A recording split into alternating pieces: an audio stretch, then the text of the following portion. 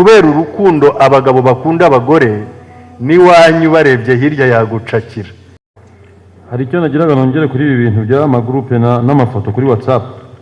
Basilamu nkuko twabonye ikiganiro cya Sheikh Jazallahu Khaira, abantu ntabwo bakigira ibada yo gufuha. Umuhungu yagukunze ukamuha akanya, hari igihe bimurenga akagucakira ati kama mbaya. Burya no mu ikabutura ntibingana, nyitondera gato.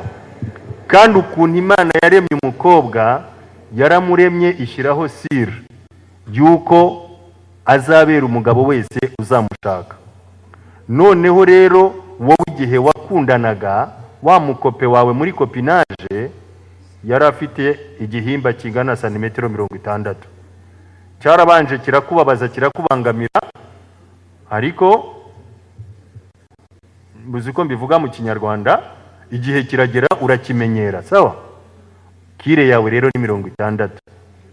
Haje kandi gasore karangije amashuri, mu ikabutura harimo santimetero 5, harimo akarondwe kanganuko.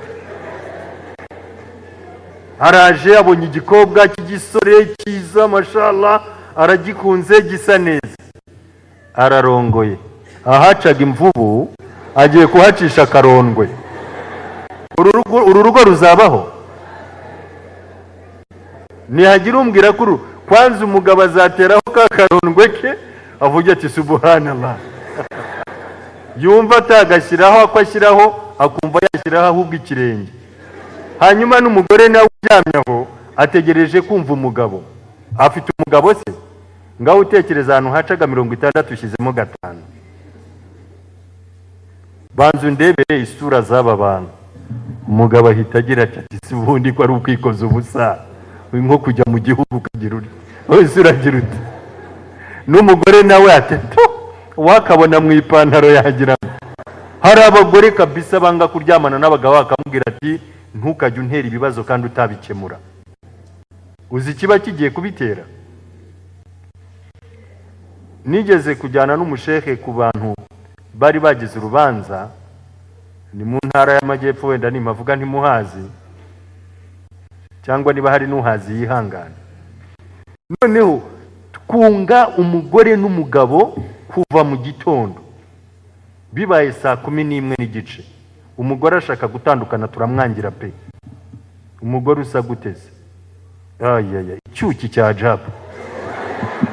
Umugore mwiza kabisa, nawe ubona utavirira, kandi noneho ufite n'ubushobozi, ufite ubucuruzi, afite n'ubwiza bw'umubiri, mashallah.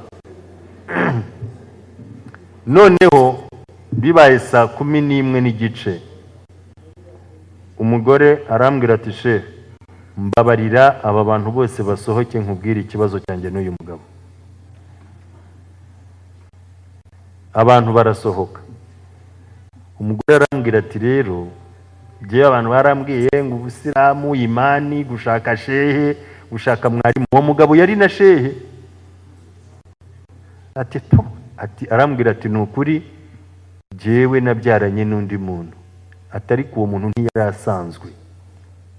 N'abandi bagore baramurebaga bakumva ubwoba, ariko je numvaga ari we sawa. None rero uyu nguyu ajya hakankinisha, akansiga vaseline, akagira ate, yani ukabona ashaka kunkinisha gusa akoresheje udutoki, yashyiraho akantu ke nkumva nta kintu numva pe. Ati rero iyo avuga ngo tugiye gukora gahunda, ibibazo ateza ni byinshi kuruta ibyo akemura, kandi akunda gushaka kubikinisha mu gihe mu by'ukuri atabishoboye. Arangije arambwira ati se ubuyisilamu buteganya iki? Arambwira ati jewe ubu nararwaye, nta mugabo ngira, numva retare mfiteho ingaruka. Ubwo nawe yari yiyizi rero, arambwira ati reba ukonse, nta modoka icaho idahagaze, nta uca hatavuze ngo si, nta umuca, yani yari umugore mwiza ku buryo utamucaho keretse uri umwemera. Abatemera buri muntu yamucaga hamushaka. Avuga ati abantu birirwa bantereta bigasanga nta n'umugabo ngira mu rugo, jewe ninkomeza kubana nawe keretse n'umpa uburenganzira ngasambana. Ndambwira ntiyo ni impamvu ibakwiriye gutandukana. Umugabo araza, ariko yarebye umushehe twari kumwe, twari dufatanyije icyo kibazo, yamucaniriye urushyi mbona umushehe harya gutya. Mwebwe iki nicyo cyabazanye? Nari nzi ko muje gukemura ibibazo, none muje kubiteza. Nta kindi kintu twari gukora. Ingaruka uzaho zivuye, noneho tekereza niba n'uwo yari umudamu. Ibyo ngibyo biba no ku bantu bari abakobwa, agashaka umugabo uciye bugufi munsi y'ababakope be bamutangiye kumurongora akiri umwana. Wamaze kumva ingaruka ziraho? Uyu mugore wamukunda se? Kwanza usiguje itangira tugatoreba umuntu wakurongoye warongowe n'inka n'imvubu yari igiki. Agatangira turatwara. Umugore w'ubwe azagaya n'umugabo agaye. Ariko ukuntu Allah yaremye umugore, Allah yamuremye umugore amuremeye abagabo bose. Nihaza umutoya sawa, nihaza umunini sawa, kandi natamenya benshi ntazamenya kuvangura. Ariko noneho hari uba arimo akora comparezo y'amafanta. Iyi ni Sprite? Oya ni Coca. Oya iyi ni nka orange. Donc muri we afite gu ya Sprite, ya orange, ya citro, ya Coca, ya tonic. Noneho wowe ukaba wibaza ngo uri kumwe n'umugore, kandi umugore yagiye mu bindi arimo aratekereza ahandi hantu. Aratekereza ahandi hantu. Niyo mpamvu rero Imana yababwiye ngo ntimuzarongora ababangikanya amana kazi. Yani nuko ngo ntimuzarongora abahakanyi. Apana kumutoza shahadu ngo uhite umurongora. Apana naramukunze ngiye kumutoza shahadu tubane. Barahari ab'Imana yayoboye, barahari. Bazitoye gutyo kandi bagakomera mu idini. Ariko rero benshi ni abatakara pe. Nje ariko nukubera iki? Kuki tujya guteza imbere abandi kandi abacu baraho bashomereye? Abasilamu kazi ntibemereye kurongorwa n'abatari abasilamu. Sibyo? Noneho kandi n'abasore b'abasilamu bajya kwirebera ibizungerezi by'abandi bantu batari abasilamu. Ninde uzarongora bashiki bacu? Nabo tubazajya bajya muri bari kandi naba benshi barimo barigirayo. Barimo barigirayo kabisa. Ariko mumenye ngo abagabo b'abayisilamu nibo bazabazwa iki kibazo imbere y'Imana.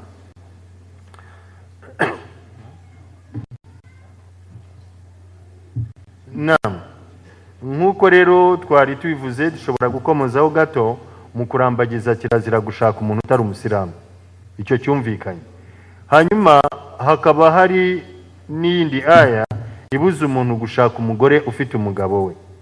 Umugore ufite umugabo ni umugore wese wasezeranye. Umugore wasezeranye. Kana barasezeranye yego. Ariko umugore yarahukanye ariko nta talaka yabonye. Uriya mugore ntabwo yemerewe kurongorwa keretse abiherewe uburenganzira n'umugabo we waryari wa mbere. Umugabo arafunzwe ntabwo wemerewe kurongora umugore we. Umugabo yagiye isafari ntiwemerewe kurongora umugore we. Ni ukuvuga ngo kurya umugabo ashyiraho ngo nemeye gushakana na Fatuma mwene Muhamadi ku nkwano z'ibihumbi 50. Iyo bivuze ubwo muba mufunze ipfundo ry'ubuzima. Iryo pfundo rizakurwaho n'iki? Kuva none sinkigushaka jya kwishakira undi mugabo. Kuba warahukanye imyaka 10 ntacyo bimaze. Kuba warahukanye ukaba ubiwanyu ntacyo bimaze. Kuba umugabo yaragutaye akigendera ntacyo bimaze. Ni ukuvuga ngo uracyari umugore we kugeza igihe muzatandukanira babatandukanyije. Abayisilamu rero bahubuka umugore akahukana nyuma y'amezi runaka ugatangira gutereta, ni haramu kuba we warongora iki uyu mugore kubera ko afite isezerano ry'undi mugabo. Icyo turagihushuye. Hanyuma nanone ikindi kikomeye nkuko bivugwa muri aya 26 muri surati Nur, Allah aravuga ati abagore babi n'aba bagabo babi, n'abagabo babi n'aba bagore babi. Icyo kintu uracyumva? Abagore babi n'aba bagabo babi, n'abagabo babi n'aba bagore babi, n'abagabo beza n'abagore beza n'abagabo beza, n'abagabo beza n'abagore beza. Icyo kintu cyo gisobanura ubwo ni ugushaka kuvuga ngo iyo ubonye umugore uba ubonye umugabo. Iyo umugabo aje akakubwira ngo uyu mugore arasambana, tubanza kuguha amayoyize ngo we wabiretse, kuko ntabwo umugore wawe yasambana wowe udasambana. n'umugore aje kukuregera ngo uyu mugabo arasambana, nawe uhita umubwira uti banza ubireke ubone kubimubuza. Ni ukuvuga ngo umugabo n'umugore baba basangiye imico, basangiye idini, imyumvire, hamwe n'uko umwe muri bo ashobora kwishushanya ntumubone, noneho undi akigaragaza, ariko burya bose baba bameze kimwe. Ntabwo umugabo w'umuyisilamu ashobora kurongora umukobwa w'indaya abizi, ntabwo ashobora kurongora umukobwa w'umunyamico mibi abizi. Ikibazo, hari n'igihe ujya kumurongora yiyambariye ikabutura, wagera mu rugo ugashaka kumwambika nikabu, arakwemerera se? Arakubwira ati wanshatse utandeba kweri? Koko wasanze nambaye ibyo ngibyo? Uko wankunze niko ndi, ndeka mbeho gutya, kandi niko wabishatse, kandi kunkura hano bizaguhenda, akagukomora. Bivuga ngo rero iyo ubonye shehe, burya n'umugore we nawe aba ari nka shehe. Wabona umugore asambana, burya n'umugabo we biba ari kashi, kuko Imana ntabwo yaduhemukira ngo iguhe umugore mubi kandi wowe uri umugabo mwiza. Iyo aya sababu nuzuli yayo ni abantu bari bagerageje kubeshyera Aisha, babashiya Mugisha yagerageje gukomozaho babeshyera Aisha ko yakoze icyaha cy'ubusambanyi. Ntabwo dufite umwanya wo kubitindaho, ariko Imana yaje kumugira umwere ikoresheje iyo aya, abagore beza n'ab'abagabo beza. Ese ntumwa y'Imana, umugore wawe yaba indaya wowe utariyo?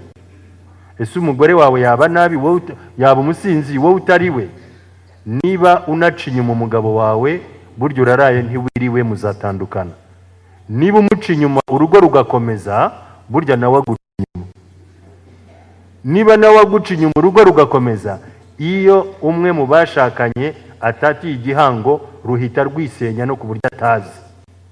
Wajya kubona ukabona umugore yigendeye. Ese wagendeshejwe n'icyo? Yanjye we ndarambiwe rwose. Nyuma y'imyaka ukazamubaza, akakubwira atari kuzi ukuntu nanjye ntazi ukuntu nashenye ba. Burya nuko haba harimo umwe wangirije mugenzi we. Hanyuma nanone muri iki kintu tukore no kuri hadisi gato, tugarukire kuri iki cyo kurambagiza. Amasaha y'ifitara arageze, saa 9:20, ni byinshi cyane, ndetse duhite tunasoreza hano, kubera ko dushobora gukomeza gutya tugasanga hari ibyo twubaka ariko ibyo dusenya ari byo bikomeye. Hanyuma nanone hari hadithi abantu benshi bakunze gusoma ariko bakayisoma igice. Rasul sallallahu alaihi wasallam aravuga ngo tunkahul mar'a ala arba, abagore benshi barongorwa kubera ibintu bine. Burya buri muntu wese ufite umugore yamurongoye kubera izi mpamvu enye: lijamaliha, kubera ubwiza bwe. Hari uwamubonye reba ubwiza, sinzi ukuntu abantu babureba, hari igihe uko nge mubona we atari kububona. Umugore arongorwa kubera ubwiza bwe, abenshi icyo gituma barongora. Icya kabiri, hari urongora kubera umuryango we, reka nshake mu muryango kwa kanaka kugira ngo nanjye nzakomere. Icya gatatu, umugore arongorwa kubera umutungo we, hari igihe ushaka umugore kugira ngo agufashe mu buzima. Impamvu ya kane, ari ushaka umugore kubera idini rye, kavuga ati uyu mwana ni umusilamukazi pe, uko yitwaye gutya, za tahajjud arara, buri kuwa mbere aba yasibye, buri kuwa kane aba yasibye, ibikorwa byose byifasha abarimo, amagurupe y'amawaiza abarimo, abantu badawa abarimo, gufasha abatishoboye abarimo.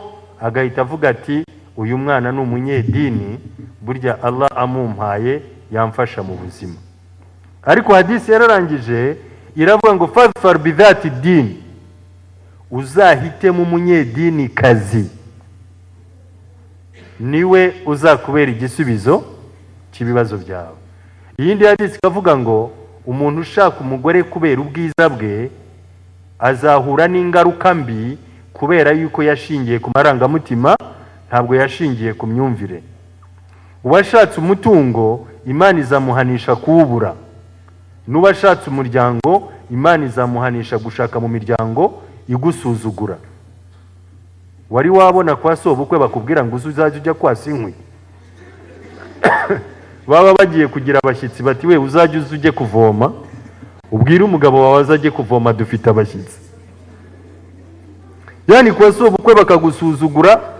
Nje nigeze kubona umusaza abwira umukwe we, amubwira ati we wihakwirirwa untukira umwana, unkubitiye umwana wambona, umurebe wirebe. Sasa urwo ni urugo kweri? Abantu rero bagiye bashaka kubera umutungo, buriya barayobye, abashatse kubera ubwiza barayobye, abashatse kubera imiryango barayobye. Wahamije ninde? Nuwarongoye umugore kubera imyemerere ye, kubera umuco we mwiza w'idini. Nawe nibwo intumwa y'Imana yatubwiye ngo tuzahitemo umunyedini, nibwo tuzahura, tuzabona ibisubizo byiza. Ibi mutinda gushaka ngo ukeneye urangije kaminuza, sibyo? Impamvu zawe si iz'idini. Ibi mutinda gushaka ngo ukeneye kubona umugore ukorera 400,000, impamvu ufite ntizifatika, ahubwo uzahura n'ingaruka mbi. Ishakira umwana mwiza w'idini utinya Imana, azakubera igisubizo cy'ubuzima bwawe. Ubwo intumwa y'Imana sallallahu alaihi wasallam ivuga ngo ibintu bitatu ntibikererezwa, ibintu bitatu ntibigira gutegereza. Icya mbere, iyi swala igeze barasara. Iyo umuntu yapfuye bahita bamushingura. N'umukobwa ugeze igihe cyo kurongorwa ahita ashingirwa kugira ngo adateza bya bibazo. Bivuga ngo rero igihe cyiza cyo kurambagiza ni igihe kigufi gishoboka, cyaba cyinshi ntikirenge amezi 3, kubera ko ubufiyanse bw'igihe kirekire hari ingaruka tujya tubonamo, kandi mujye munyemerera. Umuntu arambagiza ngo utinda mu nyama, ugataha bidashobotse. Nuvuga ngo ushobora kurambagiza umukobwa, wowe urarambagiza ariko abandi batangiye kurongora. Nzi umuntu wallahi bakora kino kintu cyo kurongorwa no kurongora, hanyuma undi muntu wowe ukaza ukarambagiza, yemwe ukanakwa, ugakora n'ibibanziriza ubukwe. Undi muntu aragenda ajya mu bukwe yiba umugeni w'abandi aramujyana. Ni ukuvuga ngo rero ni ibanga ry'uko icya mbere kurambagiza bigomba kubera mu ibanga, icya kabiri bikaba mu gihe gito gishoboka, icyo cy'amezi 3, hagati y'amezi 3 n'amezi 6. Nta muntu wemerewe rero gusaba umukobwa ngo amurambagize igihe kingana n'imyaka 5, kubera yuko ubwo yaba mutungiye abandi. Je navuga nti rero umuntu wese w'umukobwa yarambagijwe ajya atanga igihe cya bugufi cyo kugira ngo ubukwe buve mu nzira n'ibigeragezo bizaze cyaravuye mu nzira. Hanyuma ikibazo cya kabiri ngo ese umuntu yemerewe gusura fiance? Umuhungu yemerewe gusura umukobwa, ariko umukobwa ntiyemerewe gusura umuhungu. Umusore ashobora gusura umukobwa akamusura iwabo mu rugo, muri saro y'iwabo, hari musaza we cyangwa undi muntu uri hafi aho, kubera urukundo abagabo bakunda abagore, niwanyu barebye hirya yagucakira. Hari uwo najyaga numva yamamaza muri radiyo ngo ndagukunda nkumva nakumira bunguri, kandi niko koko nikaba byumva. Umuhungu yagukunze ukamuha akanya, hari igihe bimurenga akagucakira ati kama mbaya. Ariko iyo hari undi muntu atinya ntiyabikora. Bivuga ngo rero umusore yemerewe kujya gusura fiance we iyo yabiherewe uburenganzira, bakaganirira n'umukobwa iwabo, ndetse yanagenda ntamuherekeze. Kure amugeza ni ku muryango wa saro, bye bye, nta musoma, nta mukoraho, nta n'icyo amukoraho, aramubwira ngo bye akagenda. Nguko uko basurana. Numbaza rero uti hari umukobwa ujya gusura umuhungu, iyo ni indaya iba igiye gusambana, ntabwo ari fiance aba agiye gusura. Hanyuma nanone uti eda y'umugabo. Umugabo muri Isilamu nta eda agira. Dushatse kuyigira eda ni iminsi 3 y'ikiriyo.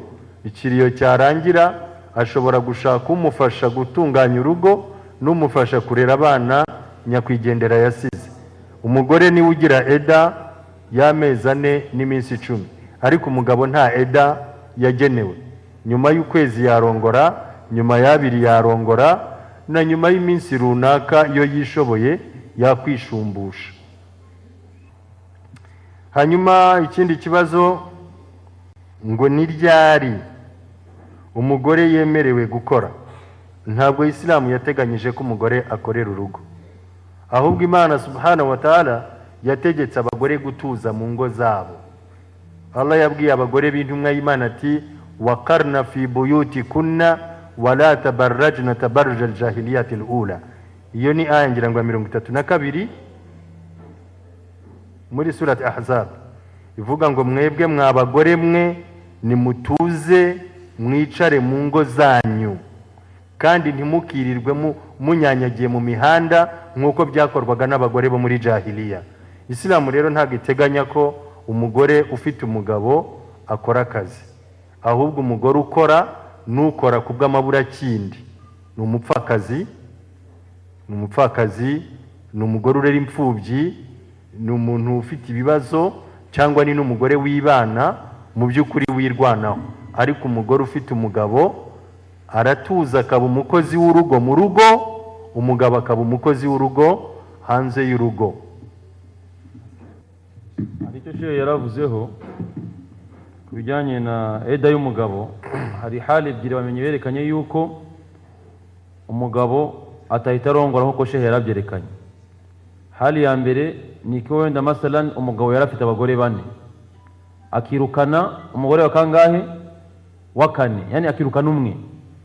Ahangaha umugabo ntabwo yemeye kurongora paka eda y'umugore ibanze ikora iki irangira, kuko hari igihe yakwisubira bakongera bakora iki bakabana.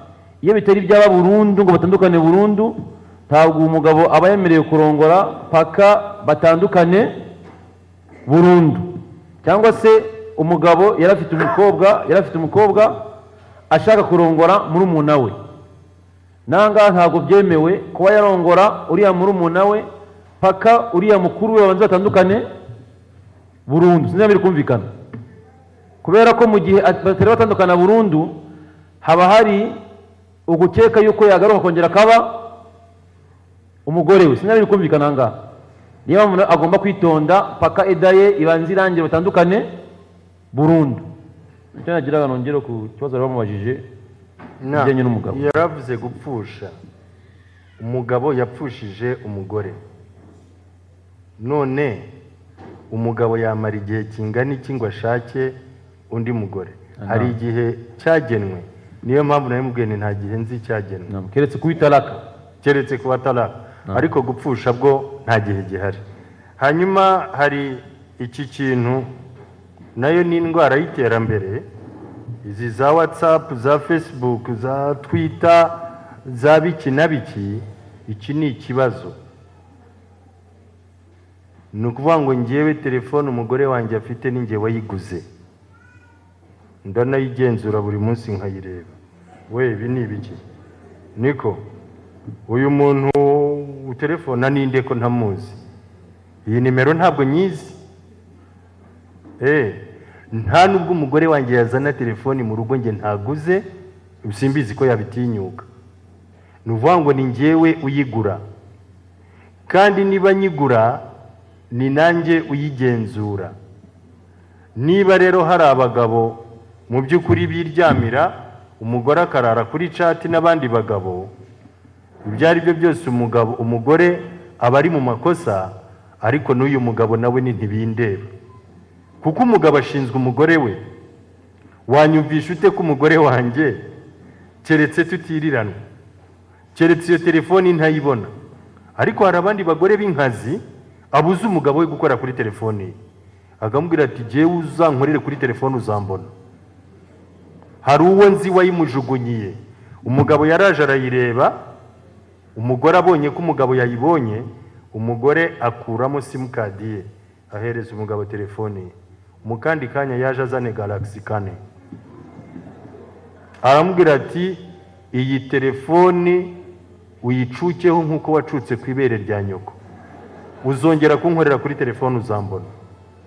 Umugabo ayireba gutyo, njye ntabwo nibaza ko ari umugabo, ntabwo mbyibaza. Ubwo ikosa warishinja nde? Warishinja nde? Njye narishinja umugabo, ko umugabo ari we muntu udashoboye. Kandi Imana subhanahu wa ta'ala yamaze kutubwira ko abagabo b'amaduyuti b'inganzwa batazajya muri aljana. Ubundi izi WhatsApp dukoresha n'ubu buryo bwose bw'itumanaho dukoresha ni nk'icyuma. Icyuma si igikoresho cy'ingenzi, ntikigufasha imirimo, ugakeba, ugakata, ugahata, ugatunganya ibintu. Ariko rero uburyo unabishatse cyagukeba, kigukebye cyakubabaza cyane. Ibi bintu rero by'itumanaho ryateye kuri ubu ni ibintu umwana abifite ise asabwa kubigenzura. Ibi dufite se twebwe igihugu ntikibigenzura? Natwe igihugu kirabigenzura. Cyangwa ntabwo mubizi ko telefoni zacu bazumva? Telefoni zacu barazumva. Ngira ngo bafite n'uburyo babona amakomunikasiyo twandikirana n'abantu, kuko hari ibinyamakuru bimwe na bimwe byandika kuri interineti bakabifatira ibyemezo. N'igihugu ntabwo cyaterera iyo ngo kikwihorere. Ibi bintu abantu babikoresha mu mutekano muke. N'umugabo rero Sheikh Idrissa niwe watubwiye ngo ni perezida uyoboye igihugu gito, nawe arangaye igihugu cye kirangirika. Ngaho banza umbwire ngo umugore wanjye njyewe ndaryamye ahindukiye inyuma, kwanza ajya kuryama telefoni nayijimije. No ku mugoroba igihe ndimo kuganira gutya mba nyifite ndimo ndeba. Niko we amafaranga ugiye kuzayamarira muri telefoni, ibi ni ibiki? Kwanza uyu ninde? Ntabwo ashobora kumbwira ngo ntabwo umuzi. Kubera iki ntamuzi? Niba ntamuzi ntunafite uburenganzira bwo kumuvugisha, kubera ko umugabo muri Islam afite uburenganzira bwo kubwira umugore we ngo kanaka sinshaka ko uvugana nawe, kandi rikabihame. Kanaka sinshaka ko azinjira muri uru rugo, rikabihame. Njyewe nagira inama abagabo ngo nibisubireho banakosora ingo zabo. N'abagore namwe nimutinya Imana, ibyo bintu bya WhatsApp na biki wenda nk'abari wenda ku magroupe yacu njya mbona za Islamic group dufasha abababaye, Itihad al-Muslimin, hari n'indi nabonye yaje kuri ubu yitwa ngo ni RTUC. Ziriya ni iz'abasilamu, nta kibazo. Tugira admin wacu kuri Islamic group utoroshye, nushyizeho ifoto atitandiye ahita mwirukana. Afata ikarita akayitanga ureba, ntimuzi abo yirukana. Bivuga rero ngo kuri izi groupe zacu ni byiza kujyaho, kubera yuko ni groupe za Kisilamu. Ariko indi communication ya gutyo ntabwo wemerewe kugira communication umugabo atazi. Hari icyo nagiraga nongere kuri ibi bintu bya amagroupe n'amafoto kuri WhatsApp. Basilamu nkuko twabonye ikiganiro cya Sheikh Jazallahu Khaira, abantu ntabwo bakigira ibada yo gufuha. Kandi ikindi, umudamu wa Kisilamu ni umudamu Allah yahaye ireme, kugeza n'igihe haje ibada yo kubika amaso. Usigaye ubona umukobwa wa Kisilamu afashe amafoto ye, yambaye imitako yose yagaragaye, amafoto anga yajugunye kuri WhatsApp, ayandi ashize kuri Facebook. Wowe kweri wowe wihiremewe? Gusa isomo ryari rirerire, mbanza nta na kimwe cya gatanu tugezeho cy'isomo bari baduhaye, ariko nubwo ari gato bwose ariko karumvikanye inshallah.